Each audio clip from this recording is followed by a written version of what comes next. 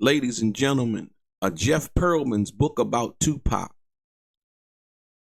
the false narrative, the Tupac grave discovery. What else we got? Billy Garland, the story about Billy Garland and his half claims and the opportunistic claims. We're going to expose them today, ladies and gentlemen. Not on my watch. Not on my watch. Let's get into some of this straight game. Life is like those cards. It's not what you dealt, but how you play it.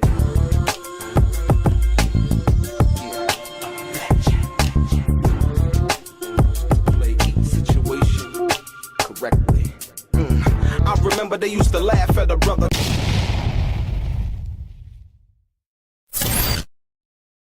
Welcome back, guys. Welcome back. It's your boy Delray Richardson, platinum artist, platinum songwriter, Straight Game TV. I thank you for tuning in. I appreciate your time. Do me a favor, hit the thumbs up button. Also, subscribe to the channel if you have not already. Like I always say, if you want to be one of the first people notified when I drop some of this straight game, please do me a favor and click on what appears to be that little bell notification right below this video. Ladies and gentlemen, I'm going to get right into it. Jeff Pearlman, sports author, Jeff Pearlman, ladies and gentlemen, decided to write what I wouldn't even say write. It's a book of interviews of people who, some people who may have been, understand there's an interview with Shakur, Tupac's sister, a few other people who may have really knew or may have not knew Tupac from that perspective. But ladies and gentlemen, I have a problem with the book. I will be honest and candid and let you know that Jeff Pearlman actually contacted me and asked me to, he wanted to interview me for the book. I respectfully declined from that perspective. Jeff Pearlman knows why. I know why. And like I said, Jeff Pearlman wanted to meet up and I said, yeah, I meet up with you, but I'm not talking about no book or nothing like that. Like I said, once again, you know, one would take your stories and try to capitalize off them without compensating you, your real life experiences, right? I'm not one for that. You understand what I'm saying? You know, this book of basically interviews, if you will, from the perspective, but the discovery of Tupac's grave. I'm going to get into that. The Billy Garland story about Billy Garland not going to see Tupac on Father's Day. The other narrative of Tupac not knowing how to use a gun, not knowing how to fight. And, the other one in regards to this police report, this unsubstantiated police report that did not lead to anything, could have been false. Somebody trying to, you know, come at Tupac or whatever have you. Like I said, it was not substantiated from the perspective that there was no kind of investigation, or if there was any kind of investigation done, there was nothing that led to anything from that perspective. And like I said, so ladies and gentlemen, I want to first get into this. You know, I call this the Christopher Columbus. You know what I mean? Hit the like button, hit the share button, ladies and gentlemen. Like I said, we're gonna try to move over the algorithmic hiccup sometimes on certain stories when you speak about certain people and from that perspective, ladies and gentlemen. Like I said, tell a friend right now. I'm gonna give it a couple of seconds, y'all. Yeah, we got to overcome that. We got to start pushing that enhance button to get the story out there, ladies and gentlemen. Like the false narratives are spoken about some of the people in our community. Jeff Pearlman did not know Tupac. Let's be clear. Let's be clear. And the statement that he had made a few months back in regards to Tupac, you know, he couldn't do this. He wasn't a shooter. He did not use a gun. All of these things. Like I said, he's just talking. He's talking and he's trying to sell this book the best way he know how. And he's doing a miserable job. And I'm going to show you why and how and about these stories, right? ladies and gentlemen, like I said, hit the like button, hit the thumbs up button. Let them know we over here with this straight game, and we gonna definitely give some truth and fact today. Today we're gonna leave a little bit more informed than we were when we came up in this room, ladies and gentlemen. Absolutely, absolutely. So I'm gonna give it a couple more minutes. Like I say, shout out to Roosevelt Blackman, A Boogie, Smokey 5100. What up, Smokey? Briscoe, Dion Akum, Rain G4, and everybody else who's watching outside of the chat. We appreciate you watching. Like I said, once again, hit the like button, hit the share button. We noticed that certain stories go out a little bit further than other stories, ladies and gentlemen, but we're going to keep it pushing accordingly. So look, Jeff Pearlman has been running around basically saying that is a story how he discovered an undisclosed grave of Tupac Shakur. I'm going to deal with that one first, ladies and gentlemen. He discovers a undisclosed grave of Tupac Shakur. I want to deal, like I said, when you deal with situations like this, you have to deal with the choice of words. The choice of words. It's like Christopher Columbus saying, "I discovered America." No, he didn't. Jeff Pearlman, using those words and him being an author, knows exactly what he's doing, right? He's trying to create a narrative and something that he will involve himself in the legacy of Tupac Shakur in writing this book as if he discovered something that was unknown. Ladies and gentlemen, that is false. That is false. It's misleading and it's dangerous. And I say it's dangerous from the perspective, like I said, once again, Jeff Pearlman didn't know Tupac. Jeff Pearlman was reaching out to other people as he was reaching out to me, trying to get interviews for his book, and I respectfully declined, right? So I'm not chasing no clout, because if I was chasing clout, I would have interviewed for the book. Like I said, once again, this ain't about that for me. I control my destiny. I knew Tupac personally. I got plaques on the wall. Never mind what the naysayers tell you, because when they tell you, they can't back it up with factual information. Like I said, I was around. I was down dirty and in those circles and in the industry and doing what it needed to be doing, hustling, trying to make moves and things like that. And so therefore, I can accurately speak on what I'm about to speak on. Also, I interviewed Billy Garland over on the Art of Dialogue. We're going to get into that too. Like I said, he mentioned Billy Garland's name in this half-assed story that he told in regards to Billy Garland from that perspective. And this unverified police report of some alleged R word that Tupac was allegedly involved in that was not substantiated, did not lead to any type of charges, but yet Jeff Pearlman is in these streets talking as if it was something or trying to cast this shadow as if Tupac was this guy, ladies and gentlemen. We know for a fact, for the people who understand and covered Tupac, what the situation evolved from and what they charged him with and what was actually he was actually convicted of, right?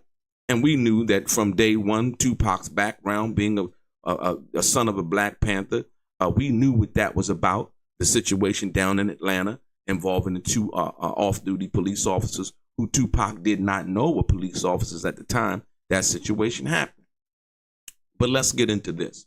So now, in Lumberton, North Carolina, if you will, Afeni, that's what she grew up at. Tupac's mom grew up at. As we all know, Tupac was cremated shortly after his death in Vegas. And so with that being said, Tupac's ashes were spread various places. Some ashes were spread in Africa. Some ashes were spread in Al Matador, a state beach in what is that? Malibu, California. Al Matador State Beach in Malibu, California. Some in Africa and various other places, right?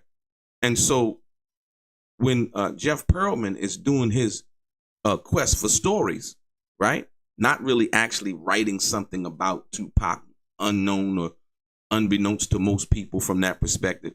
when he's doing this, he comes across what Afeni, probably had her home a plaque and probably some of Tupac's ashes, if you will, or just a symbolism of his burial close to her. Now, this has been there, ladies and gentlemen. This has been there for the people who know, right? This has been there. Like I said, for the people close to the family and family members, they know that it's been there. But Jeff Pearlman would come out on the internet doing the rounds, trying to sell his book, and say that how I discovered an undisclosed, right? How I discovered. You got to understand the words that people use.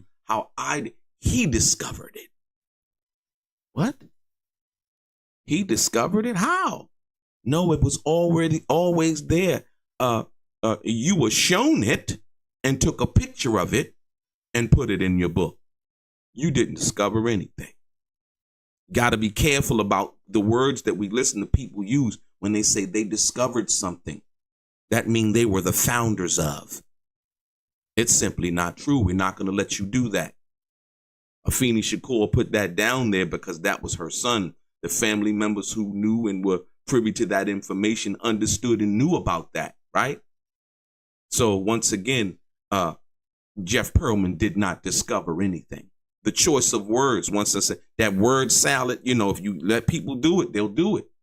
And the media, the mainstream media will run with this narrative as if this guy discovered some undisclosed grave of Tupac Shakur that nobody knew existed, ladies and gentlemen.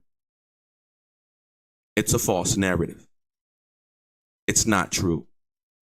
It's not true. And so, like I said, once again, be careful and know that ahead of time before you even think about listening to what he says in regards to Tupac Shakur, anything. Everything that Jeff Pearlman has is secondhand information. It has nothing to do with anything he personally experienced with Tupac Shakur. That's why he had called me and I respectfully declined. Right? Because you're not going to use me to put something in your book as if you told a story or you lived it, and then all of a sudden some big company comes by and they give you a book, they give you a TV series deal about this book, right? And you making all the money off of it, and the people that you got the stories from don't get a dime because they sat down and they agreed to tell you their stories and personal information in regards to Tupac Shakur. See, I know the old game, man. It's not happening. But like I say, once again, more importantly, at the end of the day, the discovery, the author who discovered an undisclosed grave of no, it's not true, ladies and gentlemen. That grave site, that plaque that Afeni had put down in regards to her son, right? See, some obscure area, the whole story and how it kind of spilled out. Some obscure area, where I was just, I was foraging and I had my metal detector and I was looking for coins and stones and all of these other things. Simply not true, y'all. Simply not true. He did not discover any grave or any undisclosed grave of Tupac Shakur. It's always been there. He was shown that by somebody who he allegedly says somebody showed it to him. So if somebody showed you something, right, you couldn't discover it if they showed it to you. You couldn't do that. And so once again, the media, when he tells the story, the media will run with that. And as I've seen in a few articles, right, this is what they've done. This is what they've done. It's false. It's not true. The grave has always been there. Jeff Pearlman was lucky enough, right, to be scrounging around and found somebody who would give him some information that he didn't know. And now he's coming out saying that he discovered an undisclosed grave. How I discovered? No. Like I said, those choice of words are very slippery, very misleading, and very manipulative, if you will, ladies and gentlemen. Absolutely. There is no grave, right? But I know, let's be clear, and you're right, K2, there is no grave. Like I said, once again, Tupac was cremated. So even that part is misleading, right?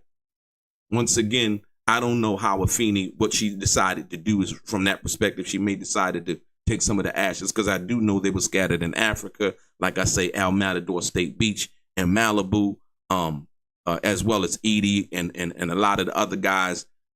Noble, when he was living, may he rest in peace, had testified to it was at Matador State Beach out in Malibu, a beautiful place, I may add. I've been out there. I actually did a video on it, right? And I didn't go, and see, this is the thing I'm trying to tell you. I would never say, oh, I discovered Matador State Beach where Tupac ashes were discovered. It's disingenuous, right? It's misleading. Come on.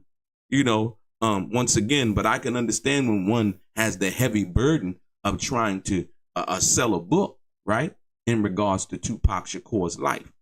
I'm dealing with that one part there. So once again, that right there is false. Jeff Pearlman did not discover any grave of Tupac Shakur, because as K2 said in the chat, there is no grave, ladies and gentlemen. Tupac was cremated approximately, I believe, 24 hours, 3 days to 24 hours after his death. Point blank, period. I also did a video on that. I might recap that and revisit that again to let people know the actual facts and the truth about that, ladies and gentlemen. So now we know that that's not true. But like I said, Afeni, may have put it on a plaque. Like I said, once again, Jeff Pearlman did not discover that. He took a picture of it and put it in his book, and now is telling the world how he discovered an undisclosed grave of Tupac Shakur. Ladies and gentlemen, it simply doesn't exist. And the only people or persons that can speak on that are the people and persons that actually put that there. They know what's in there. They know why they did it, and so on and so forth. So for him to do that is very disingenuous, misleading, and also manipulative, ladies and gentlemen. Now, let me give you this. So we know that part right there. There's another story that Jeff Pearlman has been running around telling in regards to Mr. Billy Garland, ladies and gentlemen. And I'm gonna give you this. And so Jeff Pearlman said that Tupac's sister Sechua was they were at Clinton Correctional Facility along with Afeni Shakur, along with Tupac Shakur, right? And that Billy Garland was supposed to come and visit on Father's Day. Ladies and gentlemen, Jeff Pearlman made it seem, he was like, and Tupac was devastated, and he was blown away, and he was this, that, and the other. He was, ladies and gentlemen, for the people who know, over on the Art of Dialogue right now, and Jeff Pearlman, when your book does these kind of numbers, then you can talk about Mr. Garland as to what it is. Like I said, I'm going to give y'all the game straight up. Look, right here. I did the interview with Mr. Garland over on the Art of Dialogue. And like I said, it took me about a year to get the interview. I mean, Mr. Garland was, he was real hesitant. It wasn't about money for him. It wasn't about none of those things. He just, he had talked to certain people, and, they took a lot of things that he talked about out of context, ladies and gentlemen. Tupac father exposes the truth, finally tells his side of the story, the full interview. At 2 years ago, you can see it, 1.3 million views, ladies and gentlemen, of a 2 hour and some odd minutes interview, ladies and gentlemen. Right? This is substance. This is power. This is history. This is his words. This is not manipulation. This is not lies. This is Mr. Garland sitting down, and every question that I asked Mr. Garland, he answered very candidly and pretty much in detail, ladies and gentlemen. I did 2 interviews with him over on the Art of Dialogue, ladies and gentlemen. If you have not seen that interview, you must watch it. In this interview right here, Mr. Garland basically we talked about everything, how he met Afeni, what happened, and Mr. Garland articulated the fact that, when Jeff Pearlman says that Tupac's father and mentioned something about Tupac's father actually going, not coming on Father's Day, he made it seem as if, Billy Garland didn't want anything to do with Tupac, or trying to make it seem if Tupac was now opening the doors or opening his arms now for a father. He talked about how Tupac had wrote songs about a father never being there. But let's be very clear. The context of this information and how Jeff Pearlman has been misleading and trying to tell these stories that he's really not privy to. First of all, up and until the time that Tupac had got shot and he was in the hospital, Billy Garland was under the impression, but Tupac Shakur was under the impression that his father was dead. Right? It wasn't until that Tupac was in the hospital and Billy Garland had found out on the news through a friend of his. If you go watch the interview on the Art of Dialogue, ladies and gentlemen, you will hear what Mr. Garland has to say in regards to that. But I'm just going to give you a briefing on it. Right? When Tupac was shot, I had asked him, he said his friend who was a police officer called him and told him, hey, Tupac got shot. Billy Garland prior to then had been trying to reach out, but was being told that Tupac wasn't ready to meet him yet. Right? And so by being told that, he really didn't push the issue. And so, okay, cool. But when he found out that his son was shot, he then went to the hospital and went up there and was like, I don't need to wait. He's in the hospital. He's shot. He's old enough. He's grown enough. I'm going to go make sure he's all right. It wasn't until then that Tupac Shakur knew that his real father, his DNA sharing blood father was alive. Right? So now, this is in between dealing with the trial and the whole 9 yards. Right? They begin to cultivate a relationship. Billy Garland goes to Jasmine Guy's house, all of this. This is all in the interview. So he goes to Jasmine Guy's house. They kick it, he talks about Tupac and them blowing, trees and all of the whole 9 yards. That's when Tupac lift up his pants and be like, yeah, Pops, they said that they shot me in my scrotum or whatever. It's not true. You know what I mean? And then Billy Garland joke was like, yeah, that's when I knew he was my son, because, we well endowed down there and all of that. And just joking and so on and so forth. Like I said, ladies and gentlemen, this information is contained in the interview, like I said, that I did over on the Art of Dialogue, y'all, with Billy Garland. You can check it out. But more importantly than that, ladies and gentlemen, so up until that point, so Tupac's he's over at Jasmine Guy's house, they kicking it and so on and so. So Tupac then gets sentenced, right? Billy Garland and Afeni Shakur's relationship wasn't, what's the name? Billy Garland speaks on how he himself went to the jail. As a matter of fact, let me go there. And this is the part that really tripped me out because there is a photo evidence. Here it is right here. So when one wants to tell a story, right, knowing about existing information that makes that story now, I really can't tell that because there's information about that. When you only want to speak from one side of the story, this is what you do. So now, understanding that here's the picture right here. That's Billy Garland and Tupac. Him visiting them in prison. Ladies and gentlemen. Right? So what Jeff Pearlman was talking about was something different from what the actual truth was. And then he tries to allude to, Tupac wrote songs about, not being able to, having a father and so on and so forth. Once again, we covered that in the interview. And Billy Garland said, I listened to the song and I was kind of hurt first, but then he understood that the song wasn't about him. The reason why? Because up until that point, when Tupac wrote Dear Mama, Tupac thought that his father was dead. Listen to the lyrics. Listen to the lyrics. So people try to attribute that to Billy Garland and him not being there. Like I said, once again, up until that point, Tupac thought his father was dead. And so when it came time to go to the jail, Billy Garland states in the interview that he wanted to sit basically one-on-one with his son so they can sit down and they can actually have a conversation. He wasn't trying to duck him. He wasn't trying to make him feel some kind of way or anything like that, as Jeff Pearlman tried to describe and trying to sell his book, ladies and gentlemen. Like I said, once again, for the people who don't know, this is Billy Garland visiting his son in prison.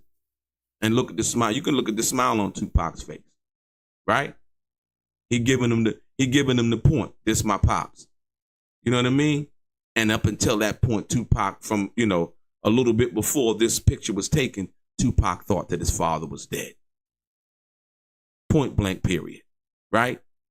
And like I said, once again, so now, as we do that, and then we go back to here, here's a older, much mature Mr. Garland telling his story in detail for approximately a 2-hour interview, ladies and gentlemen. Very in-depth, telling his side of the story, the situation between him and the Feeny, the Black Panther, everything. If you have not watched the interview, please go check it out.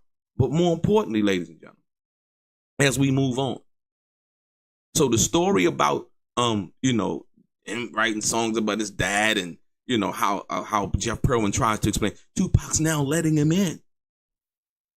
He wasn't letting him in. How was he letting him in? He didn't even know his father was alive. Right? It was a story of tragedy and triumph. Right? Here's this big rap star, you know, dealing with being shot in the hospital. You know, a father who had been trying to reach out to him, but was told that, hey, man, you know, Tupac ain't ready. Karen Lee, who Billy Garland say he had a relationship with because she was from Jersey City like he was from Jersey City. Go watch the interview, ladies and gentlemen. Like I said, see, Jeff Pearlman may have been a little bit salty about the fact that Mr. Garland refused to do any kind of interview for his book. He admitted that. He admitted that he wanted nothing to do with it.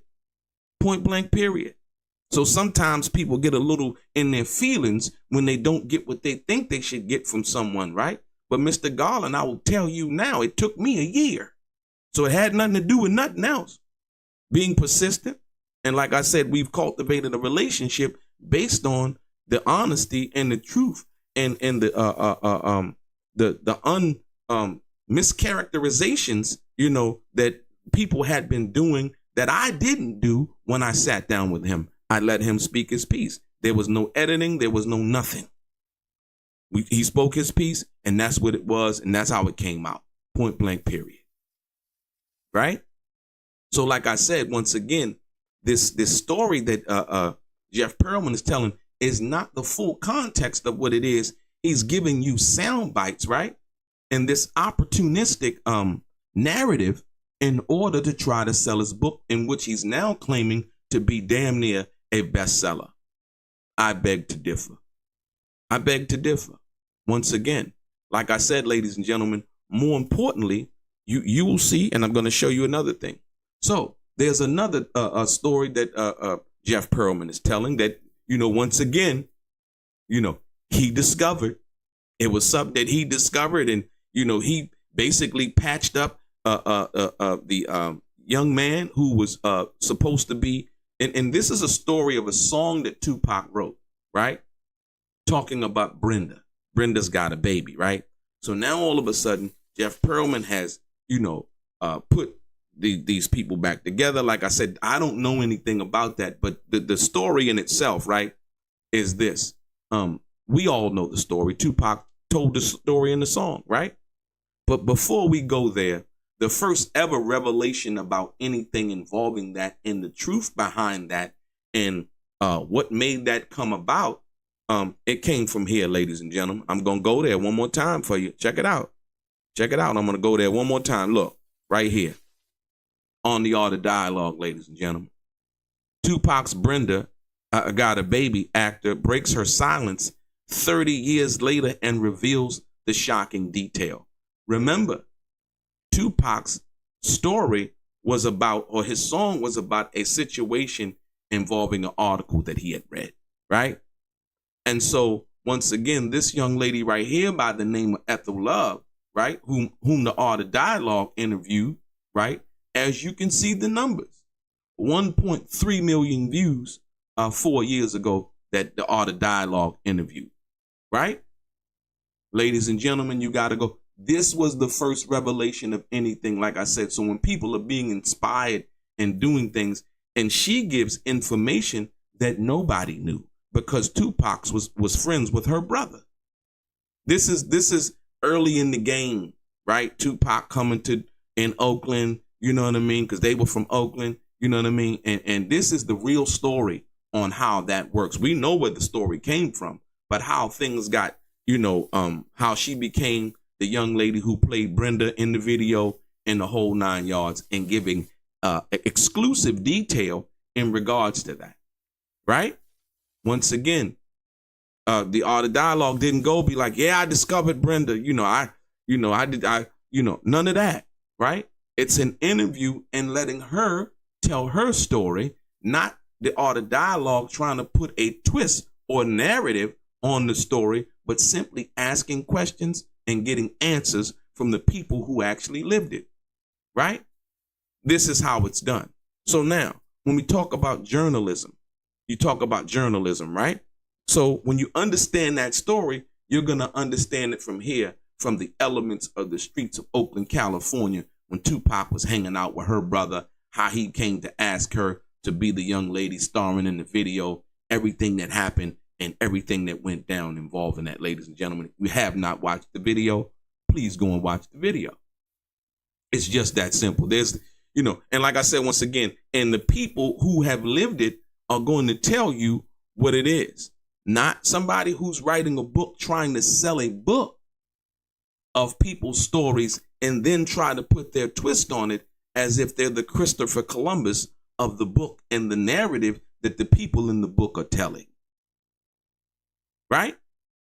So like I said, if you have not, and we're talking about, the Billy Garland interview, 1.3 million views. The Ethel Love interview, the young lady who played Brenda and Brenda's Got a Baby, 1.3 million views. These are astronomical numbers, right? About stories from the people who actually lived it, right? Billy Garland also revealed the fact, like I say, unbeknownst to a lot of people, the fact that Biggie did come by the hospital, right? But he couldn't get in after the situation happened, unbeknownst to Tupac, like whether Tupac knew that or not. All of that came out, ladies and gentlemen. All of that came out. Like I said, all of that came out in this video right here. A lot of people didn't know that. Mr. Garland testified. Testified in the interview that yes, Biggie came by the hospital. He was there. He talked to him to see how Tupac was doing. Once again, nobody knew that. That was information revealed by, like, you see the difference? That's information revealed by somebody who actually lived it. So when Jeff Pearlman's talking about he discovered the grave of Tupac, no, he didn't. There is no grave. There's a situation with Feeney in Lumberton, North Carolina, where she was actually born and raised. Once again, she put something down. Like I said, we all know for a fact that Tupac was cremated. Point blank, period. So once again, the discovery of a grave, and this is only, to get people to click on the headlines, oh, the undiscovered grave, because see now, if people believe that Tupac has a grave, and as we've seen, Jeff Pearlman recently come and say, yeah, the analytics have peaked up and people are looking at Lumberton, North Carolina, and talking about that and so on and so forth, because once again, he's selling this myth that he discovered something that really, truly, honestly doesn't exist. He discovered a plaque. There is no formal grave site, right, of Tupac Shakur. You see how the false narrative gets people to believe something, and then when it comes up, his name comes up, his picture comes up as somebody who discovered something that doesn't exist, but they're thinking that he discovered it. This guy here. No, he didn't. It's not true. He didn't discover anything. It was always there. Like I said, he just didn't know about it. And so now that he found out about it, now he's going to talk about how he discovered it. You need to tell the truth. Point blank, period. Ladies and gentlemen. Another thing, once again, so we saw 4 months ago, this I don't even know. See, like I said, when you tell stuff like that, now you got me ready to call the book fiction. It's ready to. I'm on some fiction here. It's really not true because, like I said, once again, when he says things like that, it kind of creates a thing where it's like, hold on, that's not really true. Let me give you another thing. So approximately 4 months ago, Jeff Pearlman goes on this podcast and he talks about how Tupac couldn't fight. He couldn't shoot a gun. He didn't know how to shoot a gun. He didn't know nothing about this and so on. He wasn't athletic. He wasn't this, and he was just around the people that were living that life, and they indoctrinated him into that life, and so on and so forth. Ladies and gentlemen, we know for a fact, right? And this is the crazy part. This is like I'm telling you, when a person wants to tell the story that they want to tell. You see, we wouldn't be able to say that it's not true if we didn't have evidence that story is not true. Now, where do we have evidence from? We have evidence from Tupac actually at the gun range, ladies and gentlemen, explaining how a rifle bullet goes through a vest, how he's shooting different firearms, practicing his aim and getting his shot right at the gun range. Ladies and gentlemen, this information existed prior to Jeff Pearlman actually going and doing this interview in which he would claim all of these things about Tupac, somebody he never met. Therefore, we know for a fact that he wasn't telling the truth, and he was just talking, trying to make incendiary comments to get people to hone in on who he is. Well, he's got my attention, right?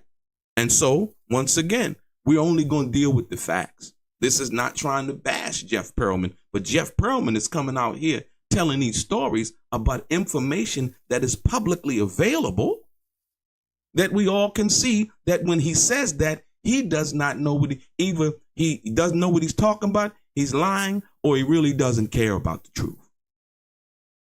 Right? And sometimes, when you're telling the truth and you're coming back and you're correcting it, sometimes they like to mischaracterize things as somebody attacking somebody. No, this is not that. Before you run with that theory or that narrative. No. This is about the truth, the facts. Billy Garland, it wasn't his relationship with Tupac wasn't even, I would say, rocky, right? From that perspective. Billy Garland also talked about the last time he talked to Tupac before Tupac passed, ladies and gentlemen. It's over there once again, listen. It's over there on the Art of Dialogue. I basically asked him every question that you could possibly ask him in a 2-hour interview, ladies and gentlemen. And like I said, Mr. Garland answered every question. He did not duck one question. Up into the Keefe D situation, the murder of his son, and the whole 9 yards, ladies and gentlemen. So like I said, when it came down to answering the question about whether, Tupac was a shooter and all of these things, the information was publicly available. But Jeff Pearlman proceeded to go and tell this story of fiction about Tupac Shakur, about how he couldn't fight, how he couldn't shoot a gun, how he wasn't athletic, how he wasn't none of these things.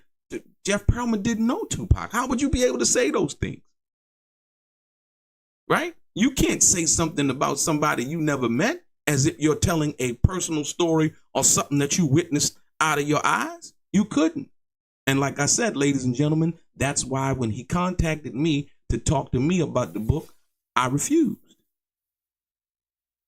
Because I know how the game go. They're going to take your stories. They're going to put them in the book.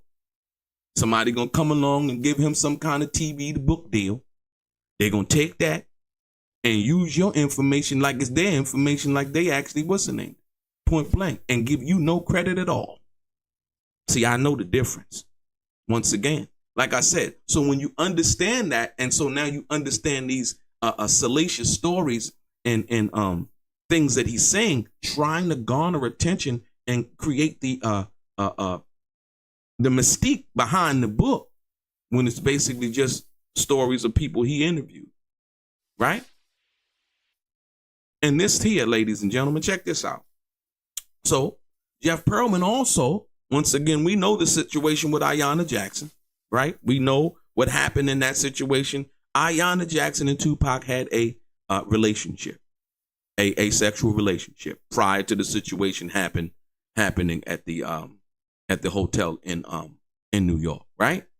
And so they had a relationship. But we also know the situation involving Tupac in Atlanta. And once again, that is another situation where we know that Tupac was a shooter, that he knew how to shoot. Tupac, and like I said, this is not bragging. This is just, covering factual information. Tupac got down on one knee, ladies and gentlemen, right? According to the people that were there, and hit the those people who had pulled guns on him and broke the window out the BMW, right? He had hit them from some other distance. Once again, Jeff Pearlman saying that Tupac did not know how to shoot a gun. We understand that not to be true based on factual real life information of Tupac shooting 2 off-duties, which he did not know at the time were off-duty police officers, 2 off-duty police officers who had stole a gun from the property room of their police department. Tupac was acquitted of those charges based on the felonious activity of those police officers stealing stuff from the then evidence room, ladies and gentlemen. Right? The only time that has ever happened with any kind of rapper was with Tupac Shakur, how he beat those. And if you paid attention when Tupac went to court, he stared him down like, hey, Tupac he was cut from a whole totally different cloth. Matter of fact, he wasn't cut from cloth. He was cut from brick. He was cut from cement. He was solid, right? Think about this. Now you have somebody like Jeff Pearlman trying to come out here and paint a different picture and tell a different narrative about somebody he never knew. You understand what I'm saying? These are real life incidents that would prevent a Jeff Pearlman for even elaborating on anything like that or saying any kind of false information in regards to Tupac not knowing how to fight, not knowing how to use a gun. He wasn't athletic, he wasn't this, and he wasn't that. These real life situations that we know about because they were reported on by journalists, right, in the media. How do they do this, ladies and gentlemen? Like I said, I'm not on my watch. It's simply not gonna happen. You know what I mean? You can't do that. Like to anybody that I would know, or like I said, I seen Tupac at Bowie State University get it in. You know what I mean? Right? And he wasn't the provocateur. He wasn't the person instigating. And this is in 1993, ladies and gentlemen. Jeff Pearlman wasn't around. He wasn't hanging around those avenues, corners, streets, and dealing with those kind of people. Not that he needed to be. But like I said, you would need to be able to talk about it and tell a story about something that you don't know nothing about. I gave you 2 instances of real life stories that basically contradict, right, what Jeff Pearlman was basically saying. Right? So now, in selling his book, I get it. You're trying to cash in on the Tupac thing, right? I understand that, right? But it's a difference between, you writing a book and you're covering whatever. But if he couldn't come out and say these things, people wouldn't pay attention to the book. I understand the marketing scheme. I get it. But when you're telling outright false narratives and how you discovered Tupac's grave, there is no grave. Billy Garland didn't come to see, Tupac on Father's Day, and it was this, that, and the other. Like I said, once again, when you go over and you look at this interview right here on the Art of Dialogue, you will have context to everything that you need and not a one-sided story about Mr. Garland. Mr. Garland didn't agree to talk to Jeff Pearlman either. Right? One must understand that. And like I said, this is not attacking Jeff Pearlman. This is, just keeping it 100. Just keeping it along the lines of this straight gang. Right. And here's another thing. So like I said, the Ayanna Jackson, they had a relationship, right? Something went wrong at the hotel that night. Tupac basically was the focal point based on him being the star and the person of most interest and the most capital, ladies and gentlemen. Money. It's about money. Now watching that, because I'm gonna tell you, most people don't even know this. So now, Jeff Pearlman in his book tour, and notice he's going on to any channel that'll have him. Any channel that'll have him, right? Now, in his book tour, he brung up a situation an unsubstantiated situation involving some police report that he said he reviewed, a redacted version, an unredacted version of a young lady in Los Angeles claiming that Tupac allegedly did something unbecoming to her just prior to the situation in New York with Ayanna Jackson, ladies and gentlemen.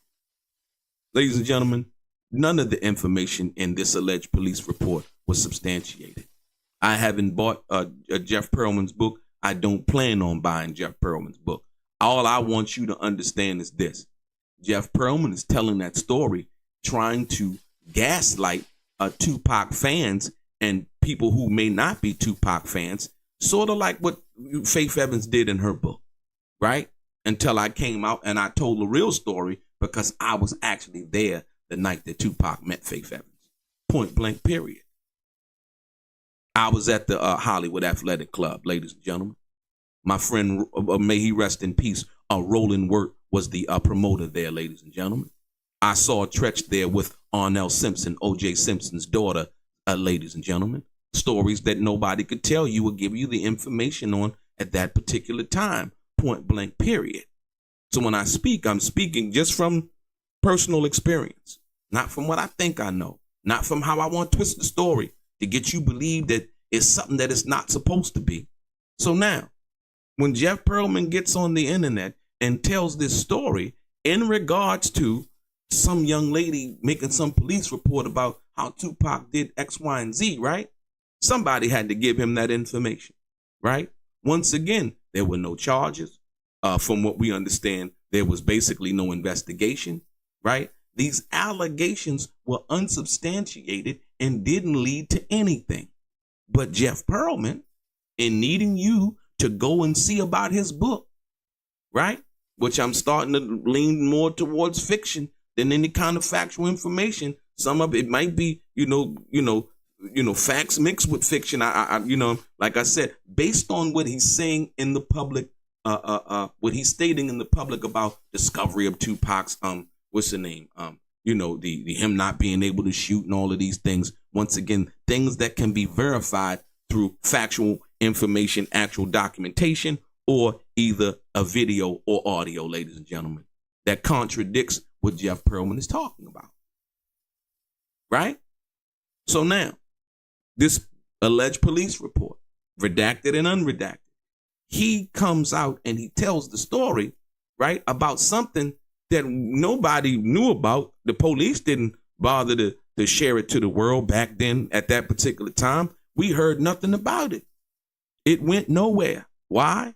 Because they probably found out, hey, you know what? We don't know who the young lady is or what her background is or any of those things, right?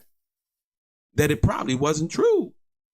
But Jeff Pearlman, no, he's like, you know what? I'm going to take this right here. I could tell this story and I get people, gaslight some people about, what it is in this story in relation to the Ayanna Jackson, because as he told it, he said, well, it happened 3 months before the Ayanna Jackson situation, when in fact, the Ayanna Jackson situation on the said night, Tupac had no relations with her at all. Point blank, period. There were no relations. Tupac said that outside the courtroom. There was no signs of entry, none of those things. No DNA found, nothing. Zero. Right? So Tupac basically was convicted of forcibly touching the buttocks of a girl who he had a relationship with weeks prior, days prior. Like I said, at Nell's, on the dance floor, she admitted to doing the things that she admitted to doing. Right? And then in the later years, go on her Instagram and take a picture next to Tupac's mural. Right? But Jeff Pearlman, right?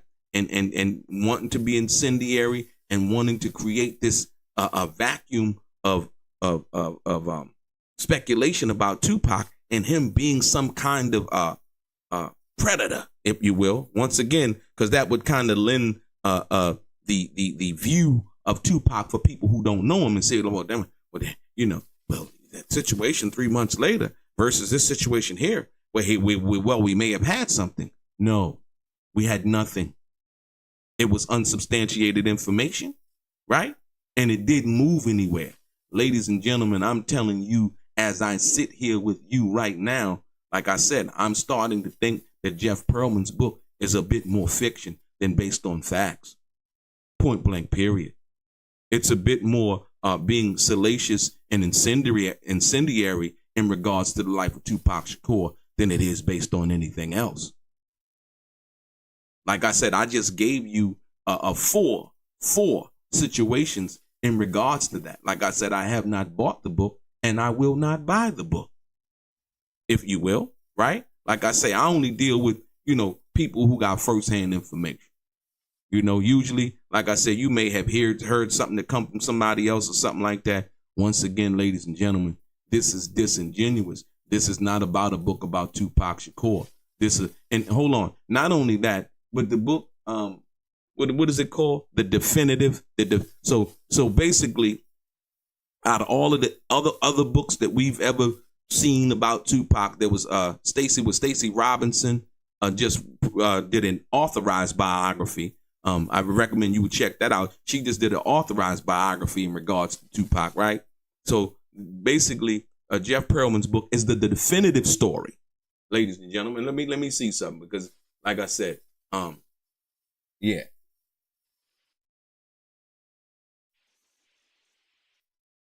Bear with me.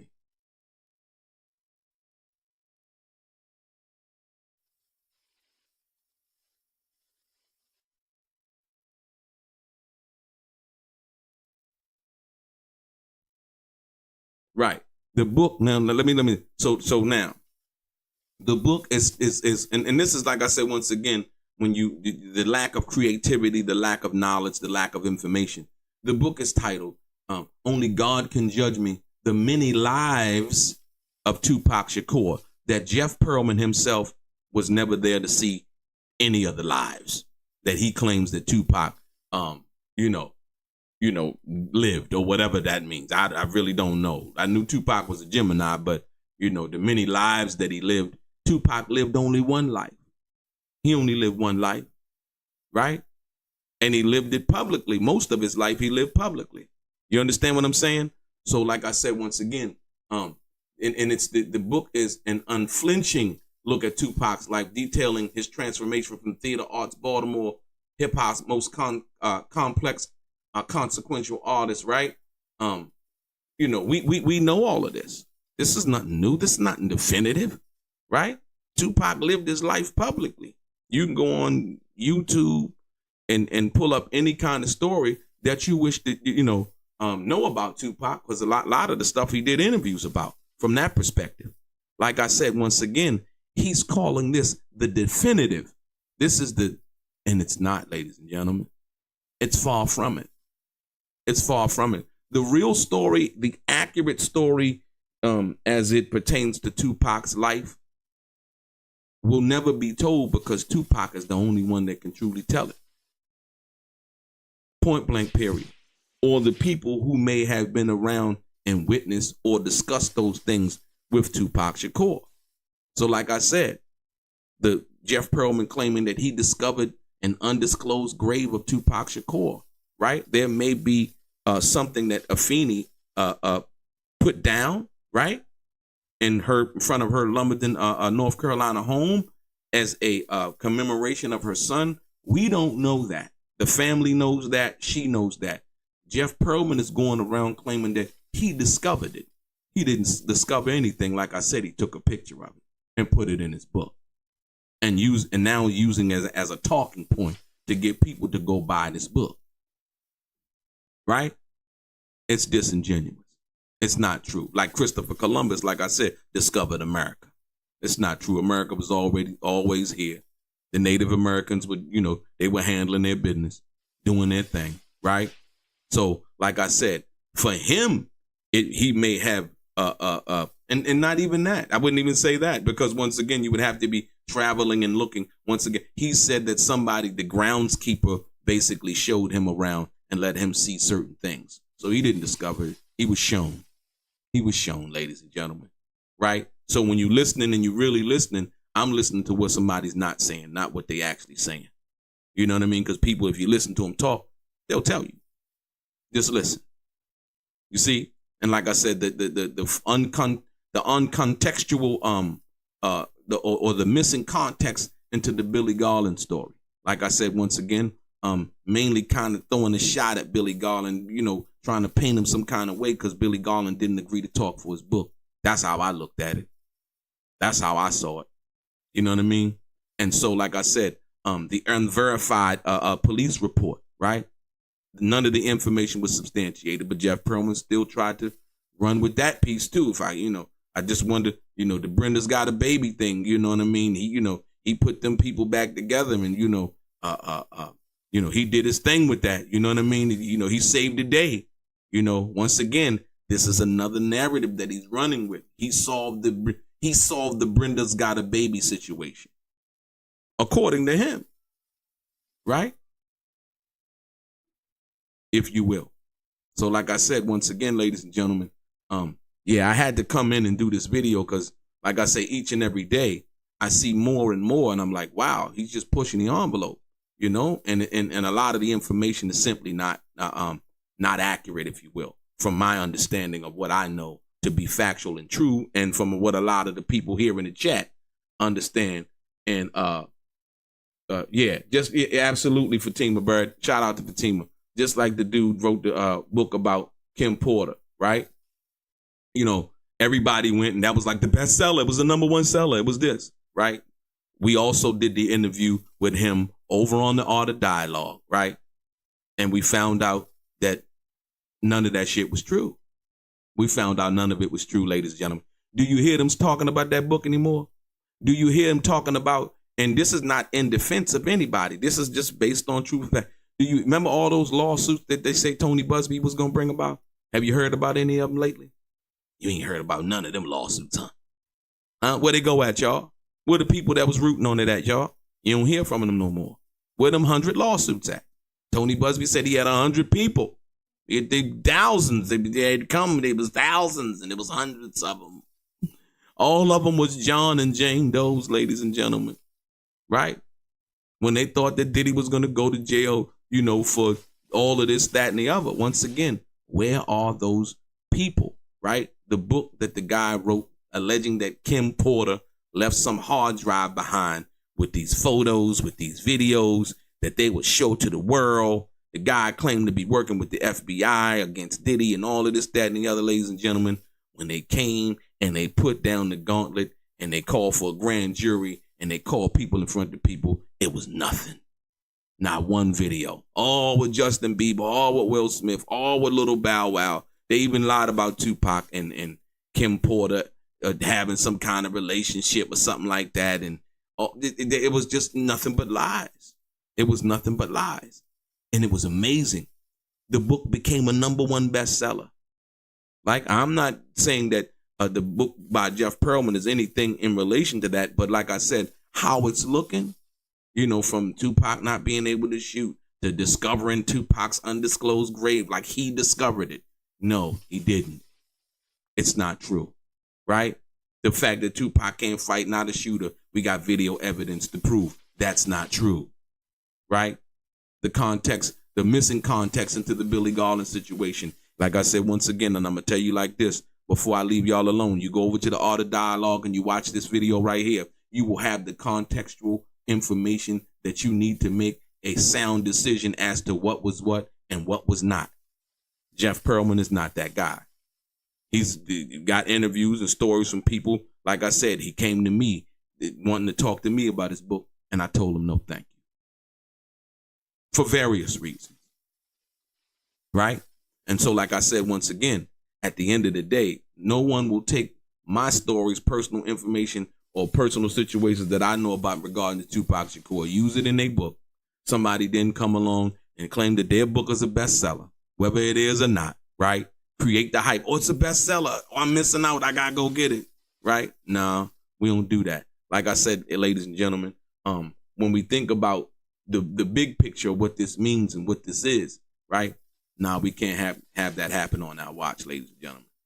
Shout out to Yaya Kids, Henry Cedillo, K2, Third Degree, Kane Cornell, Quiona Dockery, Who else? Just want to shout out some of the people that come through and definitely support all the time. Watch TV. Who else? McCain. What's that? Hang Time K. Johnny Mike. Y'all Hate Shy. Devin Statzer. Who's that? Who else is that? And like I said, all of the people outside of the chat, ladies and gentlemen, we had to have this conversation in regards to this new, I like to call it a book of fiction right now. I'm not really, like a lot of the stuff that's coming out, it's simply, none of the stuff has been substantiated. Like I said, there's some police report or whatever that Jeff Pearlman is talking about. None of that information was substantiated, and to try to, revert back to, well, this was 3 months prior to the Tupac. Once again, none of that information was substantiated. Anybody can make a police report, right? It has to be an investigation, right? To be proven to something, then, given to the DA or whoever else, and charges being brung up about that, ladies and gentlemen. Like I said, once again, I appreciate your time. Your boy Delray, and like I said, this is how I like to do it when I deal with stuff like this, right? Your boy Delray, straight gang. They said Tupac was untouchable, but behind the walls of Rikers Island, he was just a man, wounded, watching his back, and wondering who he could trust. He survived bullets, betrayal, and isolation behind bars. But what happened inside those walls has never been told until now. In the darkest corner of Rikers, he found betrayal and a brotherhood no one saw coming. These dudes smiled in my face, then flipped and tried to kill me, and I never saw it coming. They were Puff's security, Biggie's muscle, Henchman's people, and Tupac knew exactly who sent them. This is the side of Tupac Shakur the world never got to see, told by the man who lived it with him, not in the studio, but in a 6x9 cell. The rap battles, sex and drama with female guards, the tears, the silence after Jada Pinkett's visit, and the moment Tupac almost broke. Before Death Row, before All Eyes on Me, before Machiavelli, there was Rikers. Behind the Walls with Tupac Shakur, available now on Amazon. Get your copy. Learn the truth.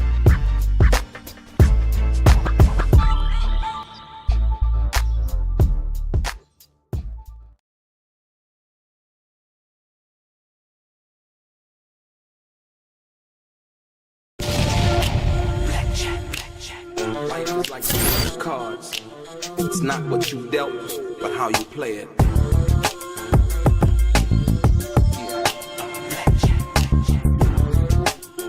Play each situation correctly. I remember they used to laugh at a brother.